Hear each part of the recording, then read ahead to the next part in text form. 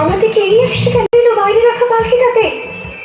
পালানোর অনেক চেষ্টা করলাম, কিন্তু ওদের এই শক্তির কাছে পরাস্ত হলাম।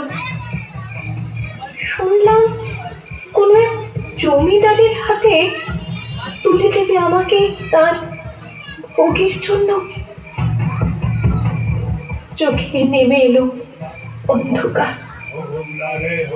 পালকি চলল অন্ধকার জঙ্গলের পথ ধরে। না,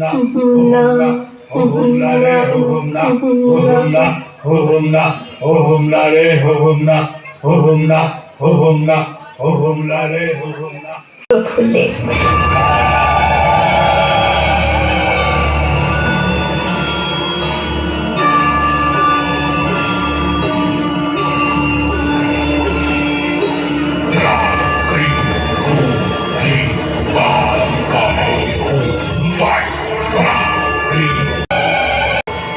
আমার ঈশ্বর উদ্ধার করলেন আমাকে, সন্তানের মতো গড়ে তুললেন আমাকে। শিক্ষা গ্রহণ করলাম বিষয়ে।